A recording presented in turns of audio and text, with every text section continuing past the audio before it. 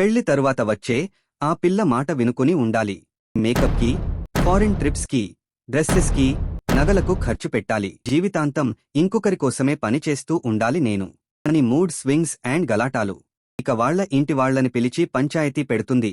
By mistake చేయి ఎత్తాను అంటే చాలు డొమెస్టిక్ వయలెన్స్ అని నానా కేసులు పేటి నేను సంపాదించిందంతా తీసుకుని పోతుంది.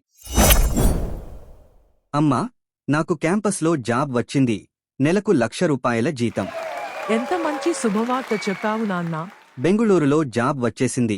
నా బెస్ట్ ఫ్రెండ్స్కి కూడా అక్కడే జాబ్ వచ్చేసింది. మనమంతా కలిసి ఒక ఫ్లాట్ రెంట్కి తీసుకుని డైలీ ఎంజాయ్ చేస్తాం. No exams, no tensions, daily party. ఇప్పుడు నా లైఫ్ స్టార్ట్ అయ్యింది. లేదురా నాన్నా, నీకు మంచి అమ్మాయిని చూసి పెళ్లి చేస్తా. నా బాధ్యతలు కూడా తగ్గిపోతాయి. అప్పుడు నేను రెస్ట్ తీసుకోవచ్చు. చూడు నాన్నా, కుందనపు బొమ్మ లాంటి అమ్మాయిని తీసుకొచ్చి నీకు పెళ్లి చేస్తా. అమ్మా, నాకు ఇప్పుడే పెళ్లి వద్దు. కొంతకాలం తర్వాత చేసుకుంటా. నాన్నా, త్వరగా పెళ్లి చేసుకుని నాకు మనవన్నీ ఇచ్చి తర్వాత నువ్వేమైనా ఎంజాయ్ చేసుకో. అమ్మా, నాకు ఇప్పుడే పెళ్లి వద్దు. అంతే. ఏరా, ఎవ్వరినైనా ప్రేమించావా? చెప్పు, తననే ఇచ్చి పెళ్లి చేస్తా. నథింగ్ లైక్ దాట్ అమ్మా. మరి ఏమైనా సమస్య ఉందంటే చెప్పు, డాక్టర్ దగ్గర చెక్ చేయిస్తాం. ఏమీ ప్రాబ్లం లేదు అమ్మా. లేదా మరి నువ్వేమైనా అలాంటోడివా? అదే మగాడిని ప్రేమిస్తాడు కదా. అంటే? అదే గేనా? లేదు అమ్మ, నేను స్ట్రెయిట్. మరి ఏమిటి నీ ప్రాబ్లం చెప్పు. నాకు ఇప్పుడే పెళ్లి చేసుకోవాలి అని లేదు, అంతే. ఎప్పుడు చేసుకుంటావు మరి? నేను చచ్చిన తరువాతనా? అమ్మా, ఇప్పుడు ఈ డిస్కషన్ వద్దు. మరెప్పుడైనా డిస్కస్ చేస్తాం. లేదు, ఈ రోజే ఇప్పుడే ఈ విషయం తేలాలి.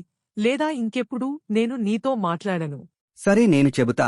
కాని నువ్వు మళ్ళీ గొడవాడకూడదు. సరే, గొడవాడను, చెప్పు. పుట్టినప్పుడు నుంచి ఎంజాయ్ చేయలేదు. ఫస్ట్ స్కూల్కి వెళ్లేటప్పుడు 10th లో మంచి మార్కులు రావాలా అంటే ఫౌండేషన్ బాగా ఉండాలి అని డైలీ 5 అవర్స్ చదివించే దానివి. 10th లో 98% వచ్చింది. సరే, ఇంటర్లో ఎంజాయ్ చేస్తాము అనుకుంటే ఇంజనీరింగ్కి ఇంటరీ మెయిన్ అని daily 14 hours college and studies అని ఎంజాయ్ చేసేకి వదలేదు. ఇంజనీరింగ్లో ఎంజాయ్ చేస్తాము అనుకుంటే ఆఫ్టర్ ఇంజనీరింగ్ నీ ఇష్టం అని చెప్పి డైలీ కాలేజీ అండ్ స్టడీస్ అని 16 అవర్స్ చదివించావు.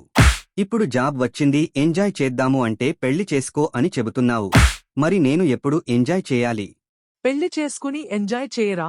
ఎవడు వద్దన్నాడు? పెళ్లి చేసుకుని ఏమీ ఎంజాయ్ చేయాలి అమ్మా? ఇప్పుడు వరకు నీ మాట విని నువ్వు చెప్పినట్టు చేశా. పెళ్లి తరువాత వచ్చే ఆ పిల్ల మాట వినుకుని ఉండాలి. అది కాక దాని మేకప్కి, ఫారిన్ ట్రిప్స్కి, డ్రెస్సెస్కి, నగలకు ఖర్చు పెట్టాలి. వెంటనే ఇల్లి కొనాలి. ఆ ఇంటికి ఇంటీరియర్, తరువాత పిల్లలు, వాటి వ్యాక్సిన్స్ అని, మెడికల్ బిల్స్ అని, తరువాత వాళ్ళ స్టడీస్ అని, ఇలా జీవితాంతం ఇంకొకరి కోసమే పనిచేస్తూ ఉండాలి నేను ఎప్పుడు ఎంజాయ్ చేసేది? పోనీ ఇంత చేసిన తరువాత ఏమైనా ప్రశాంతత ఉంటుందా అంటే దాని మూడ్ స్వింగ్స్ అండ్ గలాటాలు. కోపం వచ్చి కొద్దిగా అరిచాను అంటే చాలు, ఇక వాళ్ల ఇంటి వాళ్లని పిలిచి పంచాయతీ పెడుతుంది. బై మిస్టేక్ చేయి ఎత్తాను అంటే చాలు డొమెస్టిక్ వయలెన్స్ అని నానా కేసులు పేటి నేను సంపాదించిందంతా తీసుకుని పోతుంది. చివరకు నా పిల్లలని కూడా నాకు చూపించదు. 21 years కష్టపడి చదివి జాబ్ సంపాదించి డైలీ 10 hours పనిచేసి సంపాదించింది అంతా ఒక సిలీ కేస్ వేసి తీసుకెళ్లిపోతారు. ఇంకో కామెడీ చెబుతా చూడు. నేను సంపాదించిన దానిలో షేర్ తీసుకుని పోతారు. కాని ఇంత కలం ఖర్చు పెట్టినది లెక్కలోకి రాదు. దాని మేకప్కి లేక ఫారిన్ ట్రిప్స్కి నేను ఏమైనా పర్సనల్ లోన్స్ గాని క్రెడిట్ కార్డ్ గాని యూజ్ చేశానే అనుకో, అది అంతా లెక్కలోకి రాదు. సో అప్పులు నాకి, ఆస్తులు దానికి. ఈ మెంటల్ స్ట్రెస్ తీసుకోవడం నా వల్ల కాదు. అందుకే ఇప్పుడే పెళ్లి చేసుకోను. నా లైఫ్ నేను ఎంజాయ్ చేసిన తరువాత పెళ్లి గురించి ఆలోచిస్తా.